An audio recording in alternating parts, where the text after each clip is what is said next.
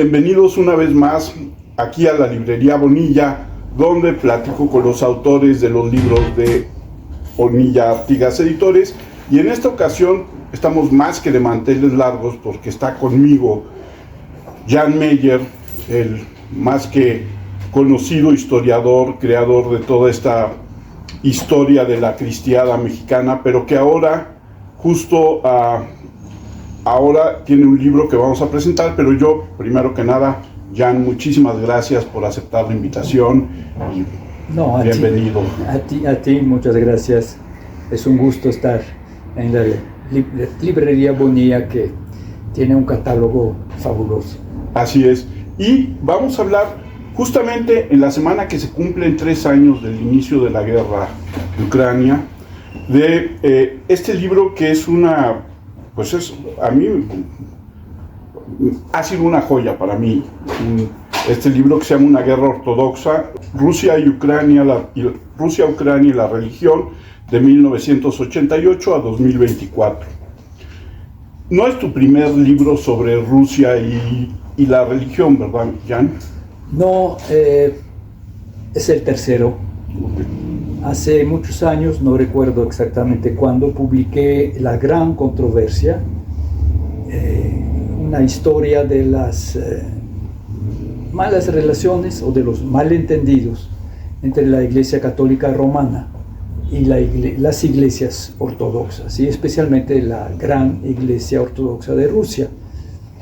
Es un libro que publicó Tusquets por los años 2010, 2005, no estoy seguro.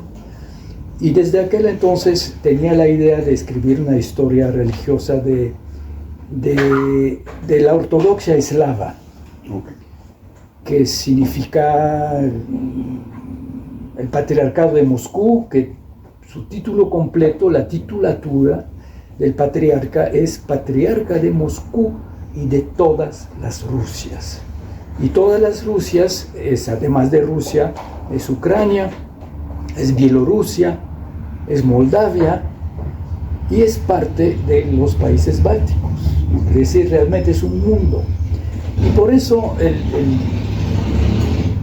lo que iba a ser el primer tomo, que se publicó en 2022, en el siglo XXI, se llama Historia religiosa de Rusia y sus imperios.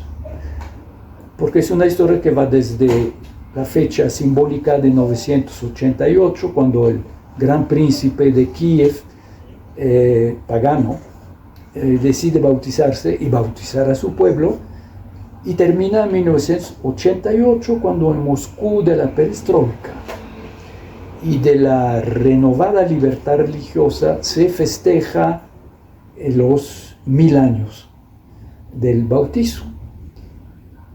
Y en ese momento, cuando termino ese libro, apenas si apunto una cosa que debió llamarme la atención y no me llamó la atención, lo confieso.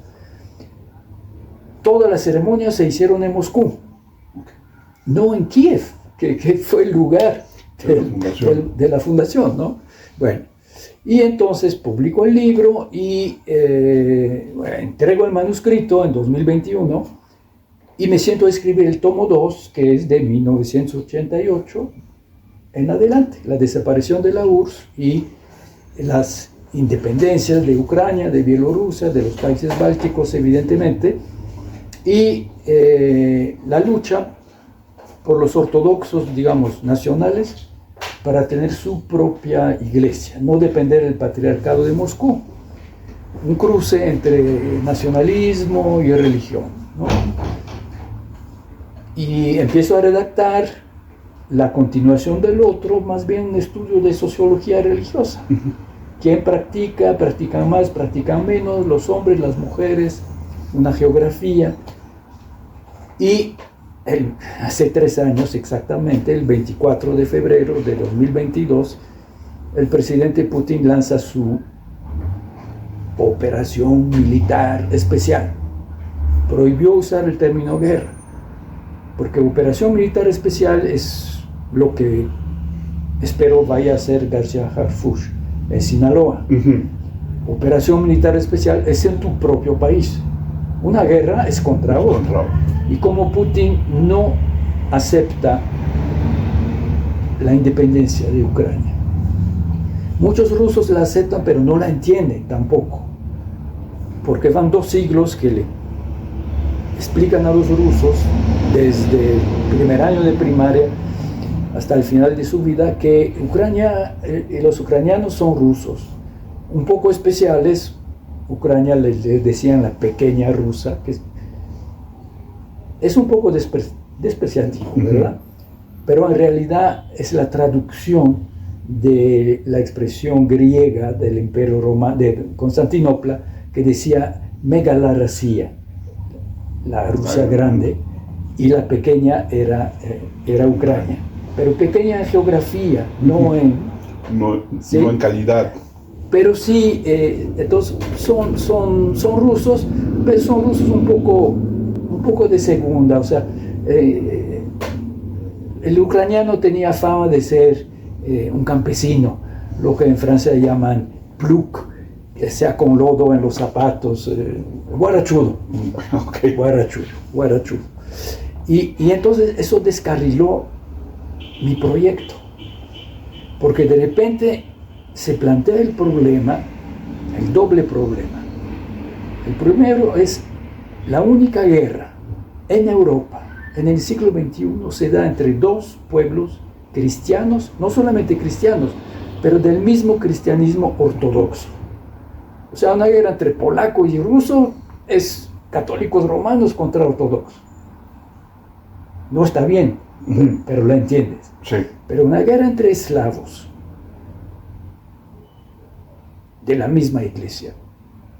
Entonces, y luego el patriarca Kirill de Moscú y de todas las Rusias, que bendice las tropas, que dice que es una guerra santa, que dice que la sangre de los soldados que mueren en el frente lava sus pecados y se van al cielo, me dejó frito. Y otra declaración del presidente Putin, que al hablar periódicamente ha mencionado la posibilidad de usar armas nucleares. Y en una entrevista, un periodista ruso le dice, pero señor presidente, una guerra nuclear nos podemos quemar a todos, arder a todos. Y Putin le contesta, sí, ciertamente, pero nosotros iremos al cielo, mientras que ellos irán a arder eternamente en el infierno, porque ni tendrán tiempo de arrepentirse. Entonces dije, ahí sí hay un gran problema. Yo no soy teólogo, pero la teología, el discurso de la cruzada, la ideología de la cruzada, que manejó Occidente en el tiempo lejano de las cruzadas, del siglo XI, XII, XIII, paralelo al tema musulmán de la Guerra Santa, del Jihad, ¿no? Pues hace mucho que las iglesias cristianas reconocieron que es un pecado, que no puedes matar en nombre de Cristo. La guerra puede ser justa, una guerra nunca puede ser santa. Incluso San Agustín lo había dicho ya, pero a los cruzados se les había olvidado. Entonces eso explica por qué ese libro en realidad está en 2 partes. La primera parte es la reconstrucción de la gran iglesia ortodoxa rusa después de la desaparición de la Unión Soviética, y la segunda es la dimensión religiosa de la guerra, con la actitud de las diversas iglesias, incluso del Papa Francisco, de la iglesia de Roma, frente a esa guerra. Y dices, no soy teólogo, pero te has dedicado mucho tiempo a historia de la religión, y en este libro empiezas diciendo, religión y política mueven al mundo. Lo dijo, sí, lo dijo Bossuet, el gran obispo francés del tiempo de Luis XIV, más famoso por sus oraciones fúnebres, que por otros textos como este, que sí, que me parece efectivamente muy importante. Y entonces cuando construyes tu texto y cuentas la historia del patriarca Kirill, hay toda esta referencia, y además a mí se me hizo muy interesante porque yo no conocía absolutamente nada de esta historia, pero cómo de repente durante los tiempos del comunismo la iglesia queda relegada, hasta perseguida, ¿no? la iglesia ortodoxa rusa, y cómo curiosamente con la perestroika y con la llegada de Putin los papeles se reinvierten y la iglesia ortodoxa rusa incluso hace lo que hacía la KGB con ellos, ¿no? se mete al gobierno ruso y dicta políticas para el gobierno ruso. No llega a dictar política, pero lo que sí resultó fascinante para mí, y lo desarrollé porque empezó la guerra. Si no, no lo hubiera desarrollado. Lo sabía, pero no le daba mucha importancia. Desde finales de la perestroika, incluso antes de que caiga la Unión Soviética, pero más, a partir de ese momento, la iglesia, y cuando digo la iglesia se trata de la alta jerarquía, el patriarca, que en aquel entonces se llamaba Alexei, y su brazo derecho, que era el joven Kirill, que desde 2009 es el patriarca, empezaron a infiltrar, y uso esa palabra porque tú evocaste lo que hacía el KGB antes, infiltraba la iglesia, ¿no? Seleccionaba muchachos brillantes y les decía, tú vas a ir al seminario y vas a ser muy buen cristiano y te vamos a seguir y apoyar y vas a llegar a ser metropolitano, lo que significa obispo, arzobispo, y vas a servir al Estado, ¿no? A partir de 1991, el patriarca, guiado por Kirill, porque Kirill realmente es la cabeza pensante, y por cierto, era agente del KGB. Antes de cumplir los 30 años, el KGB lo había reclutado viendo su inteligencia, su talento, y le había encargado la misión exterior de representar a Rusia en el Consejo Mundial de las Iglesias, en Ginebra. Entonces Kirill tenía mucho contacto con el mundo exterior, incluso tenía fama de liberal. Se llevaba bien con los romanos, con los católicos romanos. Y bueno, lo primero, su primer blanco fueron las fuerzas estratégicas nucleares. Y ahí construyeron una leyenda fabulosa, que si me permites la resumo rápidamente. En 1945, después de Hiroshima y Nagasaki, Stalin reunió a todos los científicos y les dijo, tenemos que equiparar a la fuerza nuclear americana, si no estamos fritos. Tenemos cierta ayuda de espías, sabios nucleares, que estaban en los Álamos y que nos pasan información, pero hay que poner toda la energía. Y tardaron 4 años y en 1949 ya se volvió una potencia atómica. Pero entonces deciden instalar el centro de estudios nucleares para fabricar la bomba en lo que quedaba de un antiguo convento en la ciudad de Sarov, un convento que había sido construido en el siglo XIX, principios del siglo XIX, por un santo eremitano que fue canonizado por la Iglesia Ortodoxa en 1903, San Serafín. Un santo muy reverado, muy popular en el mundo ortodoxo. San Serafín de Sarov, por el lugar. Y entonces Sarov se transforma en una de las ciudades llamadas prohibidas, cerradas. Incluso el nombre desaparece en los mapas, se llama Argamás, con un número que no recuerdo. Bueno, y efectivamente encuentra la bomba atómica y todo eso.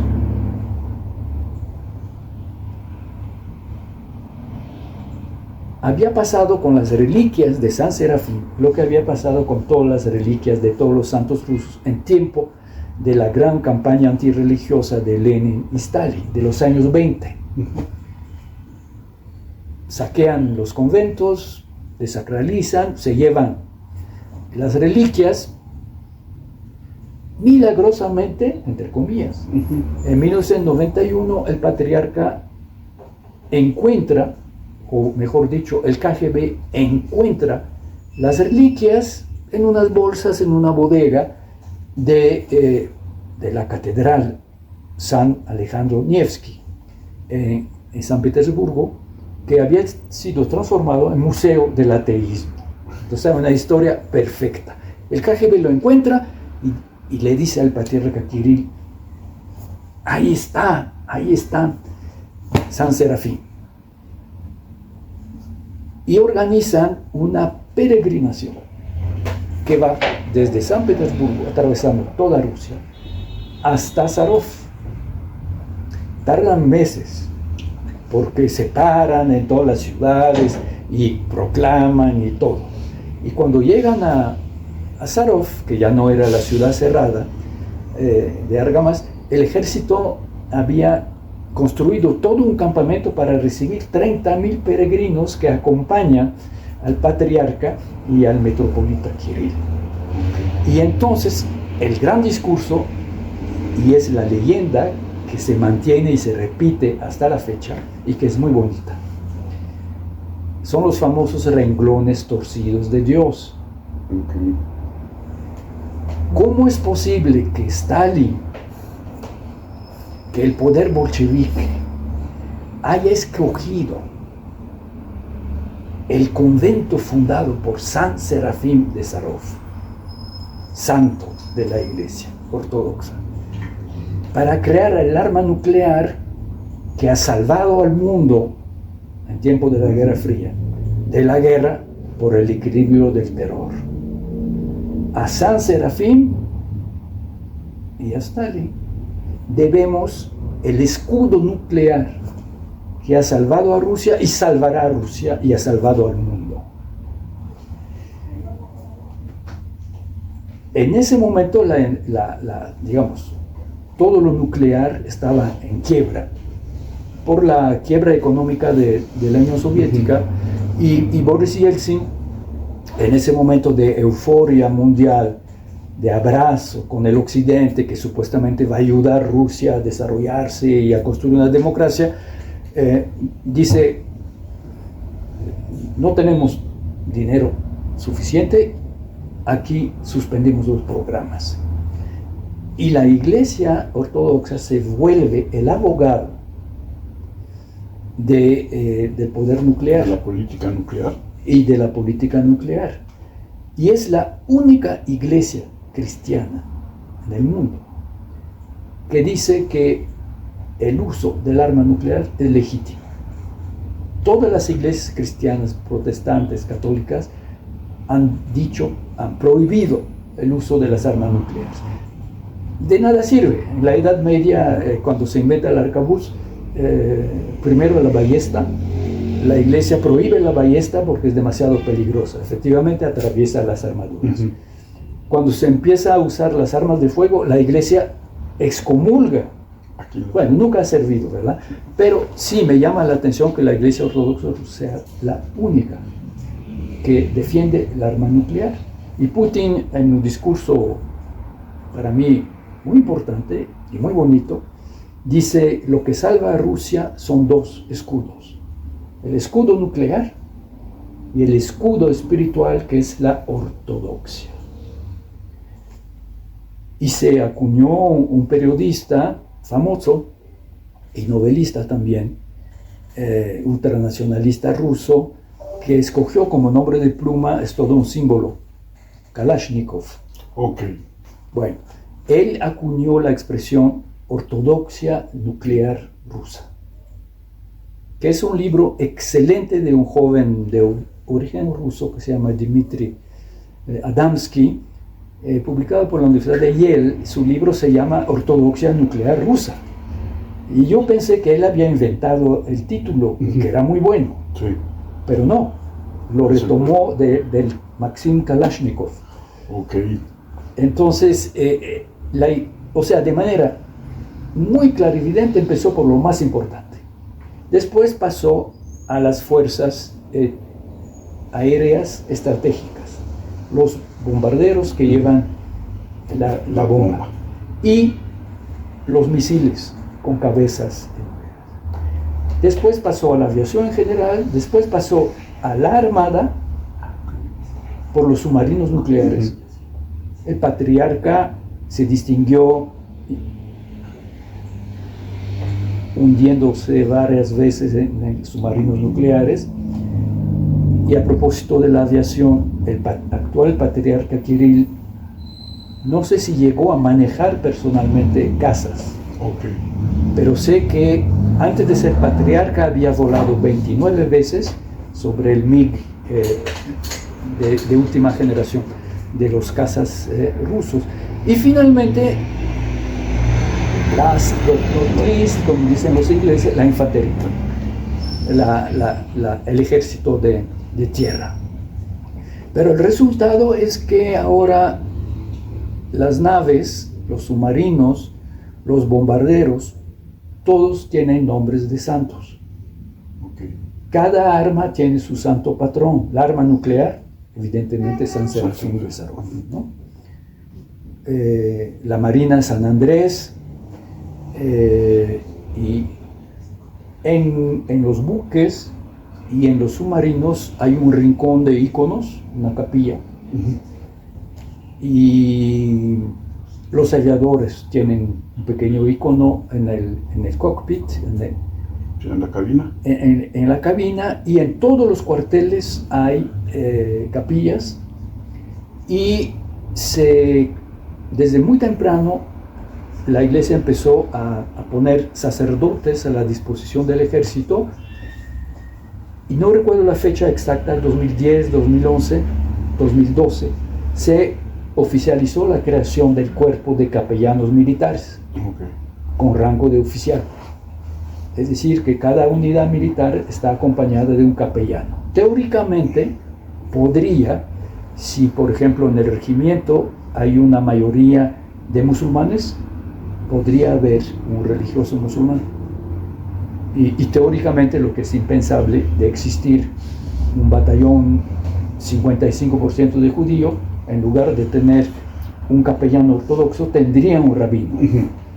Esa, digamos, fusión, porque más que infiltración, al principio es infiltración, pero recibido con tal entusiasmo, que no es una operación clandestina, no, es una operación pública. Porque además, como tú dices y pones en el libro, esta iglesia con los frescos, donde está Putin, ¿no? Terrible, terrible. Y que además por la portada del libro. En la portada del libro está el joven Putin, creo que es el primer año de su mandato presidencial, vestido casual, pantalón de mezclilla, una playera de mangas cortas,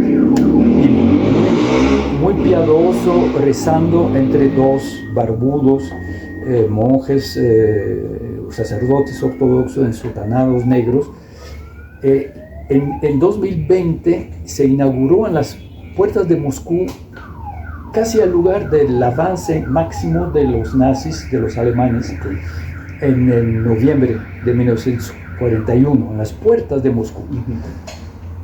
Y ahí levantaron una catedral gigantesca dedicada a las Fuerzas Armadas. Se llama la Catedral de las Fuerzas Armadas. En ese momento existe todavía una pequeña prensa independiente que desapareció con la guerra de Ucrania, y un periodista comentó que esa catedral debería llamarse la Catedral de la diosa Nike, en griego la diosa de la victoria, ¿no? Porque todos los frescos representan las hazañas históricas de los ejércitos rusos, de Alejandro Nevsky, que derrota a los suecos en el río Neva, por eso se llama Nevsky. Luego los caballeros teutónicos en la famosa película de Eisenstein, ¿no? La batalla sobre el hielo del lago. La trampa fue atraer la pesada caballería teutónica con sus armaduras y todo sobre el lago, y se rompe el hielo. Y luego Napoleón, y luego Stalingrado, la Segunda Guerra Mundial, y ya estaban hechos los mosaicos que iban a representar, bueno, la guerra de Chechenia está también, pero entonces iban a representar a Stalin y a Putin. En ese momento hubo tales protestas, todavía existía una pequeña oposición, que no las metieron, pero sí estaba previsto, pero sí es coincidencia, no es maquiavelismo. Pero 2020, el año de la inauguración, el patriarca Kirill viene, bendice y celebra la primera liturgia. En este año se reforma la Constitución, que permite ya la reelección definida de Putin. Y se endurece la Constitución en muchos aspectos. Y otra cosa que es muy interesante, cómo lo narras, es precisamente todos los cambios constitucionales que van desde este momento en que con la perestroika pareciera que hay una libertad religiosa. Total, la hubo. Hasta el regreso de únicamente la Iglesia Ortodoxa rusa, ninguna otra, ¿no? Como dicen, ni la ortodoxia ucraniana, ni la ortodoxia de ningún tipo, mucho menos católicos, mucho menos musulmanes, y ni se diga judíos, ¿no? Sí, es un poquito más complicado, no es que los prohíben, pero la Iglesia Ortodoxa rusa, la de Moscú, del patriarcado, se vuelve oficialmente no religión de Estado, porque la Constitución dice que no, pero privilegiada. Lo interesante es que eso se da antes de la llegada de Putin. Es decir, no hay que echarle la culpa a Putin de todo. La primera ley, la de 93, era la ley más liberal habidas y por haber. O sea, realmente yo diría perfecta. De libertad absoluta, separación total de la Iglesia y del Estado. El Estado no apoya ni financia a ninguna religión, pero todas, con excepción, pero eso ya no le toca a la Constitución decirlo, sectas tipo violentos o apocalíptico, eso, ¿no? Asesinas, sino todos los ciudadanos rusos pueden ejercer la religión que quieren. Judaísmo, budismo, islam, paganismo, religión tradicional, chamanismo, o nuevas religiones tipo New Age, siempre y cuando no amenazan la seguridad y la vida de las personas, ¿no? O la seguridad nacional. La Iglesia Ortodoxa fue desde el primer momento muy opuesta a esa ley y trabajó tercamente hasta lograr, con el debilitamiento del presidente Boris Yeltsin,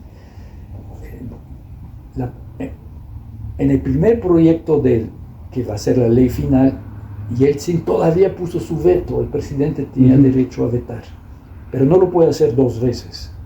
Y la Iglesia insistió de tal manera que el Parlamento volvió a presentar la ley y ya a Putin no le quedó más que ratificarla.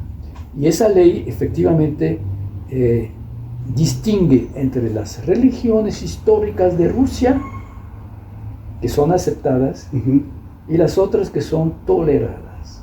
Las religiones históricas son la ortodoxia, el islam, el judaísmo y el budismo.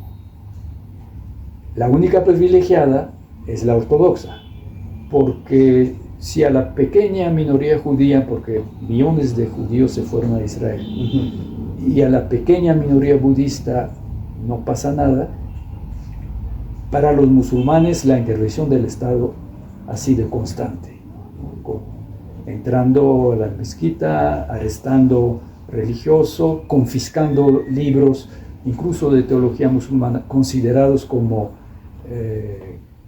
los catalogan como el islamismo, yihad, Estado Islámico, en la prolongación de la guerra de Chechenia, ¿no?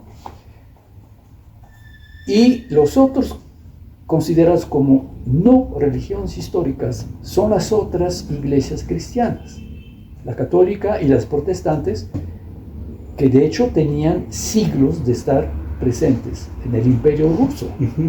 Digamos, cuando Rusia se traga la mitad de Polonia, el resto se lo comparten los alemanes y los austríacos.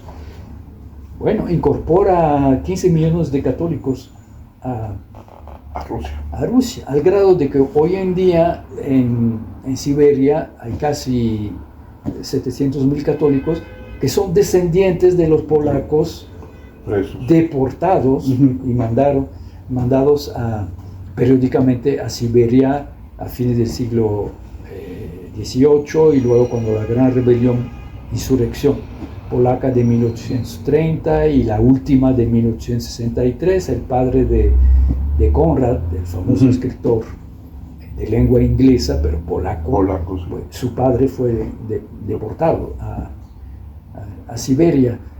Entonces, esa clasificación entre religiones históricas privilegiadas y las no históricas, apenas toleradas, realmente es un gran paso atrás. Y de cierta manera podemos decir que es el fin de la libertad religiosa. Sí, porque todo este control, según entendí, toda la supervisión de las toleradas y las no, sí, está a cargo de la Secretaría de Gobernación. Sí, que es parte, o sea, está también ahí parte de la Iglesia Ortodoxa rusa, ¿no? La Iglesia Ortodoxa rusa batalló para obtener esa ley y la obtuvo, porque se daba cuenta del contraste entre su fuerza institucional y material y su debilidad, digamos, religiosa. Como te digo, entre 2 y 5% de práctica religiosa en un país supuestamente ortodoxo, y la seducción que tanto la Iglesia Católica como los evangélicos, y posiblemente más los evangélicos que la Iglesia Católica. La Iglesia Católica sedujo mucho a intelectuales, universitarios, muy interesados por San Agustín, Santo Tomás de Aquino, mientras que en el pueblo, como en nuestro país, sí, como en nuestro México, claro, como en el mundo entero, como en China, y por la primera vez en la historia en tierras de Islam, en Marruecos, en Argelia, y el poder está muy preocupado, aunque no está amenazado, es una pequeñísima minoría, pero por la primera vez los cristianos logran, ¿no?, entrar, y eso sí es lo que preocupaba a la jerarquía ortodoxa, y por eso quería esa ley de candados. Y una cosa que también es muy interesante es cómo para lograr la ley incluso hay que remover a ciertos a ciertos miembros de la Iglesia Ortodoxa, claro, que formaban parte del Parlamento, pero que apoyaban a la ley liberal, sí, ¿no? Sí, y es muy interesante porque en ese momento de repente pasan una ley que prohíbe a un sacerdote ser diputado. Pero el problema es que los pocos diputados sacerdotes que había eran, digamos, liberales, representaban el cambio, y a esos sí los persiguieron y castigaron, y hasta la fecha. Ya se están haciendo viejos, pero por ahí todavía hay 2 que 3 que dan pesadillas al patriarcado, que condenaron la invasión de Ucrania, por ejemplo. Y también, ya entrando en el asunto de la guerra, es interesante como un primer intento, cuando Rusia termina apoderándose de Crimea, o Ucrania siguiendo Crimea, pero que no resultó como quería Putin eso, y ahora este nuevo intento que llevan 3 años tratando de acabar con el gobierno ucraniano para recuperar o apoderarse de todo el territorio, ¿no? Sí, ahí es donde otra vez encontramos la dimensión religiosa del conflicto. Como mencionamos al principio de nuestra discusión, el nacionalismo ucraniano desea completar, podemos decir, la ucranización, dentro de la palabra, de la sociedad, apoyando una iglesia ucraniana nacional. Porque históricamente, de manera relativamente reciente, solamente desde el siglo XVII, Constantinopla, en ese momento el patriarca ecuménico de Constantinopla, era sujeto del poder turco otomano, muy débil, y sobrevivía gracias a la generosidad incluso financiera de la iglesia de Moscú, que lo defendían y mandaba dinero, y tuvo que conceder primero la erección de lo que era el metropolitano de Moscú al rango superior de patriarca. Y en una segunda etapa, obligado, el patriarca de Constantinopla concedió que la autoridad del patriarcado de Moscú se extendía sobre la antigua iglesia independiente de Kiev, de Ucrania. Bueno, cuando la independencia de Ucrania, entonces, siempre hubo en Ucrania, en tiempo de los zares, una iglesia ucraniana nacional, digamos casi de las catacumbas.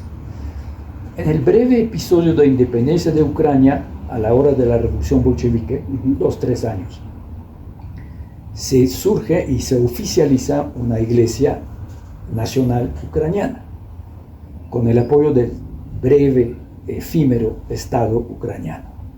Evidentemente, en tiempo de Lenin y Stalin fue un poquito complicado, porque al principio los bolcheviques apoyaron esa iglesia ucraniana independiente para debilitar al patriarcado de Moscú, que era muy fuerte, muy popular. En ese momento, sí, la población rusa no solamente era ortodoxa en 80%, sino practicaba en 80%, ¿no? Una vez demolida, destruida la gran iglesia, entonces también le toca a la ucraniana. Pero cuando en 91 Ucrania conquista su independencia, el poder despierta con 2-3 iglesias ucranianas. La mayoritaria leal a Moscú y 2 independientes que se están peleando.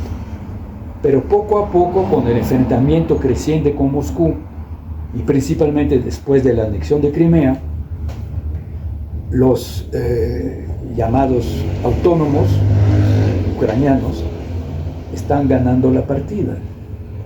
Y a fines de 2018, principios de 2019, convencen a Constantinopla de restablecer la Iglesia Nacional Ucraniana. No es patriarcado, pero es independiente y bajo la sombrilla de Constantinopla. Y ya no quiero aburrir a los que nos escuchan con el pleito entre Constantinopla y Moscú, porque Constantinopla no tiene ningún poder. La importante minoría griega de Turquía, eran casi 3 millones en 1922, hoy en día quedan 5.000. Esos es la grey del patriarca Bartolomé, pero tiene un prestigio mundial en el seno de la ortodoxia y de la cristiandad en general, que hace que Moscú tiene celos. Stalin, cuando restablece el patriarcado de Moscú, le dice: ustedes deben pensar en ser el Vaticano del mundo ortodoxo. un proyecto lógico, pero que choca con la naturaleza. La ortodoxia, por definición, es confederada. Es decir, desde un principio, antes del pleito con Roma, existían 5 patriarcados. Roma era considerada como un patriarcado con primacía de honor, porque ahí murieron Pedro y Pablo. Pero está igual, no tiene mando sobre el patriarcado de Alejandría, muy importante, Jerusalén, muy importante, Antioquia y Constantinopla. Constantinopla, el más joven del siglo IV, cuando se funda Constantinopla. Pero entonces eso se llamaba la pentarquía. No había un gobierno mundial de la cristiandad, sino una confederación de iglesias hermanas que comulgan juntas, pero cada quien tiene su ritual, puede tener su idioma, puede tener su clero casado o no casado, puede tener monjas o no, universidades o no, cada quien en su casa. En la Edad Media la separación con Roma hace que la ortodoxia sigue en ese marco descentralizado, mientras que Roma centraliza. Y Stalin sueña con, admira a Roma, ¿no? Y es lo que Kirill quiere. Y entonces la independencia de la Iglesia Ortodoxa de Ucrania para él es insoportable, es un golpe tremendo. En la noche misma en que el patriarca de Constantinopla, Bartolomé, le entrega lo que llaman el tomos, como el tomo de un libro. El tomos, que es el documento que dice esa iglesia es autónoma, nacional. En la pura tradición ortodoxa, en la misma noche Putin convoca a su gabinete de seguridad y dice: acaban de dar un golpe terrible a la seguridad nacional de Rusia. Es el antecedente de la decisión de la operación militar especial bendecida por Kirill. Porque, digamos, el Estado ruso o soviético, no importa en ese momento, considera que Ucrania es una provincia rusa. Pero la Iglesia no solamente considera eso, pero tiene un motivo, un agravio terrible, que es la independencia. Y hay que saber que en cantidad y en calidad la parte ortodoxa del Patriarcado de Moscú era vital. Casi la mitad de las parroquias y de todo el clero, de todos los conventos, se encontraban en la pequeña Ucrania, un territorio un poquito más grande que Francia, mientras que el territorio de Rusia es absolutamente inmenso, ¿no? Es el país más amplio del mundo. Perder a Ucrania, incluso gran parte de los obispos, hasta la fecha ya se están haciendo viejos, pero gran parte de los obispos de la iglesia rusa son de origen ucraniano. Porque Ucrania, por lo que te decía de su vitalidad religiosa, era un vivero de sacerdotes, tanto católicos como ortodoxos. Y esto se debía también a esta particularidad que nos hablabas del ucraniano en este forma despectiva en que lo trataba el ruso como un ruso de segunda categoría. Lo que pasa es que eso contradice precisamente esa idea. O sea, el ucraniano es, le decían jojol, que es así como guarachudo, ¿no? Pero tenían un papel importantísimo en el clero de la Iglesia Ortodoxa rusa. Y entonces de repente perder ese vivero, perder las 6.000 o 7.000 parroquias, y los 250 conventos de hombres y mujeres, conventos y monasterios, pues es una pérdida muy grande. Y por eso periódicamente entre 2000 y 2013, porque 2014, después de la anexión de Crimea, el patriarca Kirill no ha podido volver a Ucrania. Pero entre 2000 y 2013, en varias ocasiones, viajó a Ucrania, en viajes religiosos y en viajes políticos. Por ejemplo, en 2013, incluso Putin va para apoyar a su presidente Viktor Yanukovych, que va a caer en febrero de 2014, lo que va a pagar Ucrania con la pérdida de Crimea, que es el castigo, ¿no? Entonces sí, se ve que Kirill le daba muchísima importancia y prestaba mucha atención a lo que estaba pasando en Ucrania. Y no te voy a quitar mucho más tiempo, pero tengo dos preguntas que sí quiero hacerte. La primera es, tú vas escribiendo el libro, lo tenías planteado de una manera, como bien dices, estalla la guerra, y entonces escribes junto con cómo se está desarrollando el marco histórico en Ucrania y en Rusia, y cuando decides, hasta aquí, si no me sigo de largo otro, pues ya hubiera sido tal vez otro año, ¿no?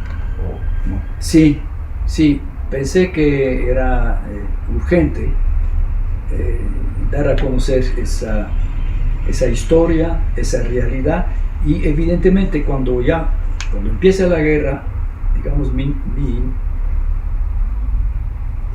perspectiva, mi visión cambia, porque lo que no hubiera hecho, interpreto muchos episodios, los interpreto como los antecedentes, la preparación que es una cosa que antes de la invasión no puedes ver. Claro. Después de la invasión dices, pero ¿cómo es posible? ¿Cómo no vimos? ¿Cómo no nos dimos cuenta? ¿O por qué no tomamos en serio? Por ejemplo, incluso yo creo que poca gente toma en serio los discursos de Putin. Considera que es un temible jefe de Estado, que es un gran estratega o jugador de ajedrez, judoka, de deportes, ¿no? Pero no toman en cuenta que tiene una visión filosófica o metafísica del mundo. Y sí la tiene. Considera a Rusia como... Rusia es más que un Estado, y en eso otra vez está en fusión con la Iglesia. Rusia no es un Estado. Es un Estado, pero Rusia es una civilización. Y es Rusia que está salvando la verdadera civilización occidental, el cristianismo, porque el occidente ha renegado de sus raíces cristianas. Por ejemplo, Putin en un discurso menciona cómo se escandalizó, cómo le chocó cuando se enteró de que cuando la Unión Europea redactó una constitución, que por cierto no existe porque no fue aprobada por los franceses. Y en la Unión Europea hay una regla terrible, que es la que destruyó Polonia en el siglo XVIII, es que se necesita la unanimidad. Si no hay la unanimidad, si un solo pone su veto, todo se bloquea. Que era la cosa en el Parlamento polaco. Se llamaba liberum veto. Tengo derecho a decir no, y se acaba. Y Francia puso su veto a Alemania, escribía en el texto, invocaba en el preámbulo las raíces cristianas de Europa, que históricamente es evidente. Y en nombre de la laicidad, Francia dijo, eso es legítimo.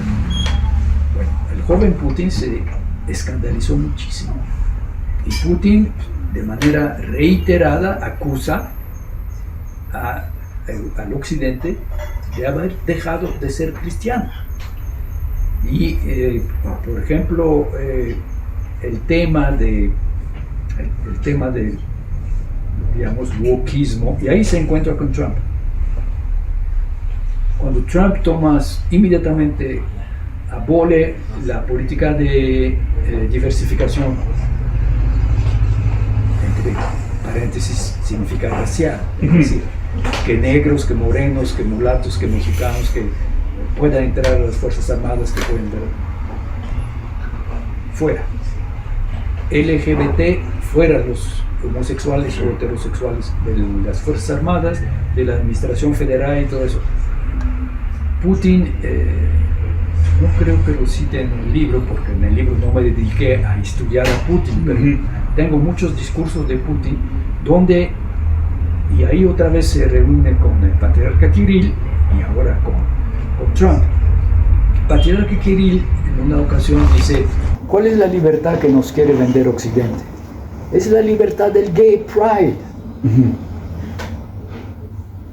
Cuando escuché eso hace algunos años, porque eso fue hace algunos años, me reí tontamente, pensando no tiene ninguna importancia. Y en realidad para ellos es muy importante. Discurso de Putin donde dice exactamente lo mismo, y dice, y pretenden quitarnos hasta el nombre y el modo de andar. Y es eso. Y en las escuelas están pervirtiendo a los niños, enseñándoles que pueden cambiar de sexo y que esto destruyen la familia, destruyen... Y entonces Rusia defiende a la civilización. Y Rusia es una civilización. Mientras que nosotros estamos en la decadencia, incluso Europa en la decadencia militar, porque no existe como fuerza militar. Inglaterra, Estados Unidos es una fuerza militar, pero también destruida por el hedonismo, y hay una insistencia sobre el sexo, y que se están autodestruyendo por su obsesión por el sexo y la práctica del sexo. Y eso no lo desarrollé en el libro, pero ahora que estoy leyendo los textos de Putin que había acumulado a lo largo de los años sin darles mayor importancia, ahora me doy cuenta de que eso es lo que tiene un impacto en lo que Putin acuñó como el Gran Sur. En África, en Asia, en el mundo árabe, el discurso civilizacional de Putin es lo que importa. Y aunque Putin no gane militarmente en Ucrania, es un milagro. El segundo gran ejército del mundo no ha podido en 3 años acabar una nación que al principio de la guerra ni ejército tenía. Pero no importa, porque lo que nos está diciendo sí nos llega. Porque efectivamente estoy escribiendo una breve historia de Canadá. Porque tengo muchas relaciones con Canadá. Escribí un libro sobre Louis Riel, el profeta del Nuevo Mundo, el líder mestizo ahorcado en 1885. Bueno, y acabo de leer una consigna que es una persona muy brillante, era la secretaria de Relaciones Exteriores y después de Finanzas, la vice primer ministro de Canadá, de Justin Trudeau. Se llama Chrystia Freeland, una mujer brillantísima. Bueno, en 2018 creo, cuando era todavía en relaciones, manda una circular a todas las embajadas diciendo: la política exterior de Canadá es explicar a todos los países donde tenemos embajadas que hay que proteger y desarrollar los derechos LGBT y de las minorías sexuales y de las minorías étnicas y de las mujeres. Bueno, ok, pero eso, cuando un embajador, bueno, aquí me había llamado la atención, la embajada de Canadá tenía la bandera de Canadá y al lado la bandera arcoíris, ¿no? No le presté mucha atención, pero hace 2 días que me encontré el texto de la ministra y las reacciones muy negativas de los países africanos y asiáticos a esa diplomacia canadiense. Yo no creo que los estados europeos hayan dado semejante consignas. Tampoco sé si el State Department de Estados Unidos dio semejante consignas, pero efectivamente es la imagen de Occidente. Y eso, digamos, Putin como el campeón contra ese neopaganismo, hedonismo, consumismo y todo lo que quieres, eso a Putin le da muchísima fuerza. Y creo que en parte, digamos, los evangélicos en Estados Unidos votaron Trump el 90%.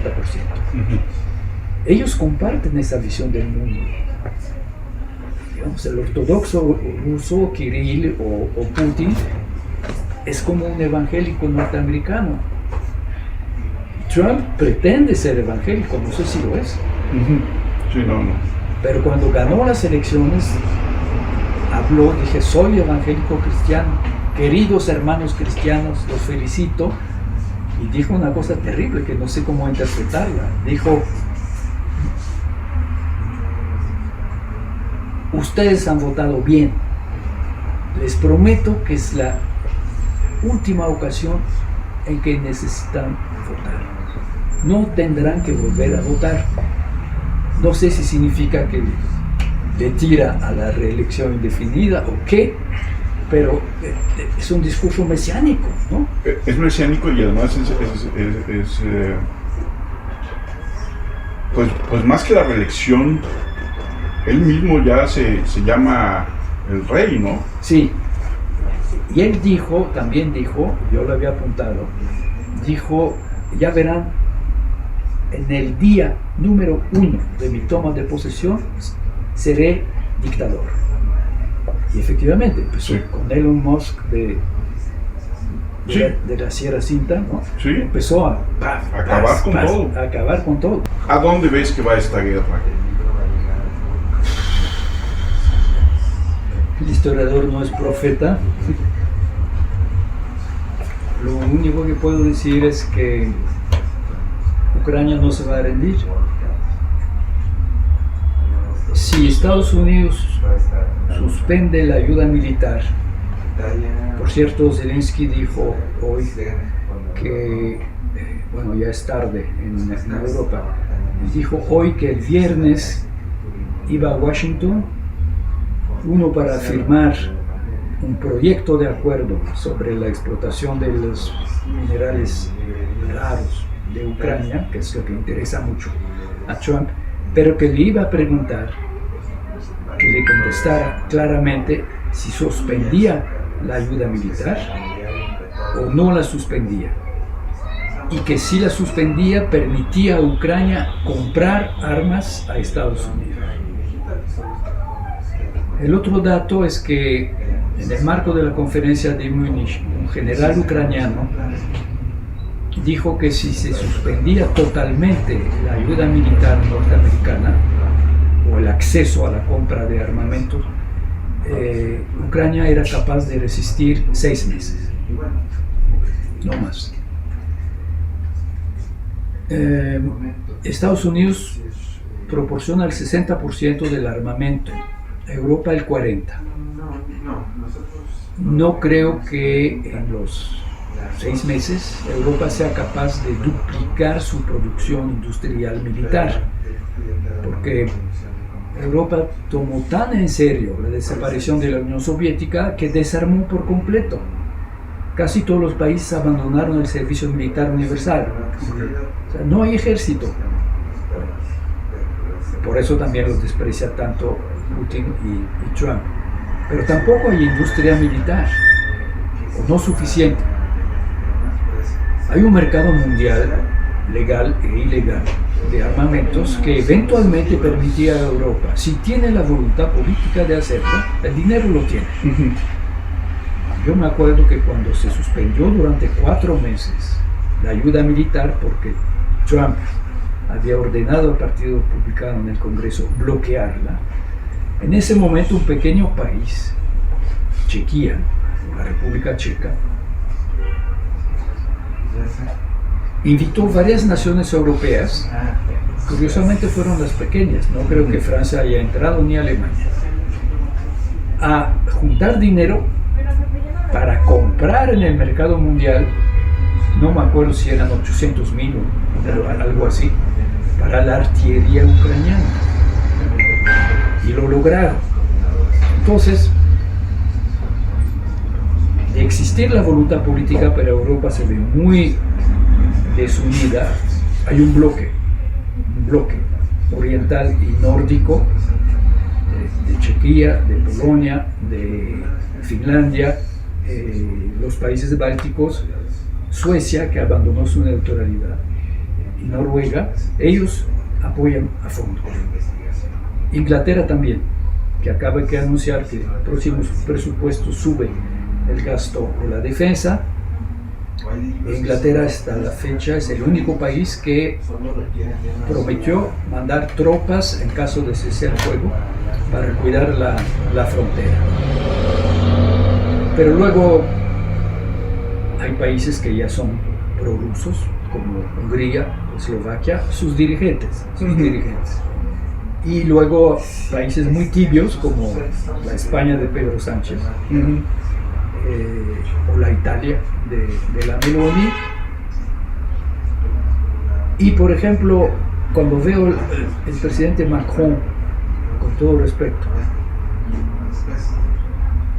viajar a Washington con el proyecto de convencer a Trump de apoyar a Ucrania, yo digo, ¿cómo es posible que un hombre tan inteligente como Macron no haya entendido que Trump entiende solamente la fuerza?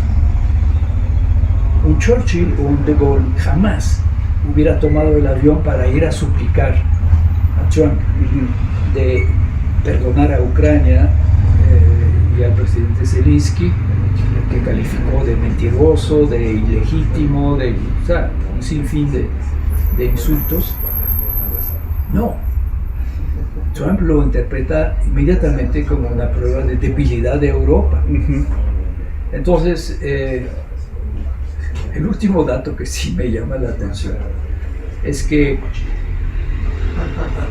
hace 36 horas el portavoz de Trump anuncia ya está listo el acuerdo con Ucrania sobre los minerales. Inmediatamente Putin convoca su gabinete de seguridad y el ministro de Recursos Naturales para pedirle qué podemos ofrecerle a Trump en cuestión de tierras raras. Acuérdate de lo que dijo Trump: lo que he hecho toda la vida y lo único que sé hacer bien es negocios, buy and sell. Putin, que es muy listo, entendió que igual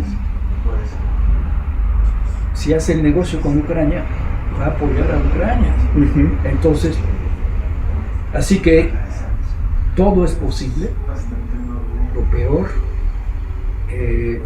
lo mejor, no hay mejor, pero sí, la amenaza es tremenda.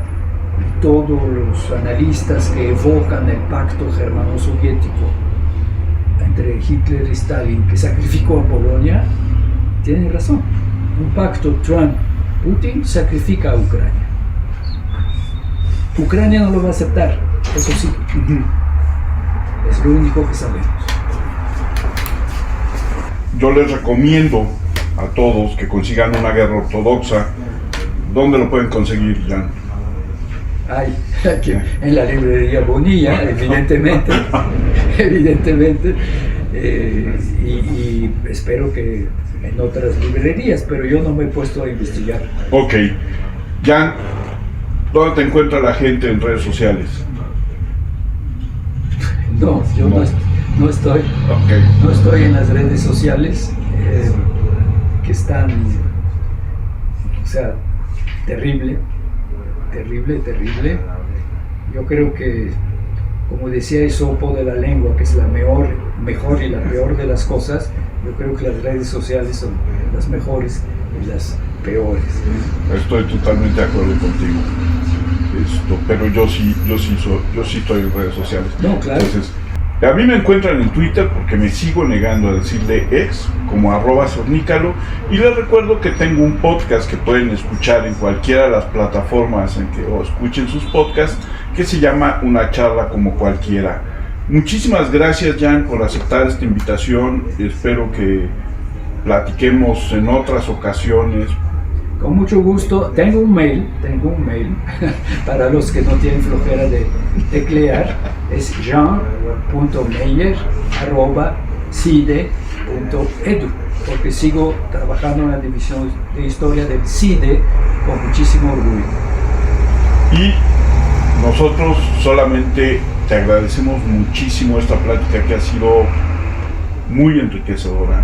Nos has como siempre, eres muy generoso al compartir todo tu conocimiento, y nos escuchamos la próxima vez y nos vemos aquí en la librería Bonilla en una plática con los autores de Bonilla, Artigas Editores. Como siempre, agradezco a Yaroslava Cebes la producción de la cápsula y nos vemos la próxima semana.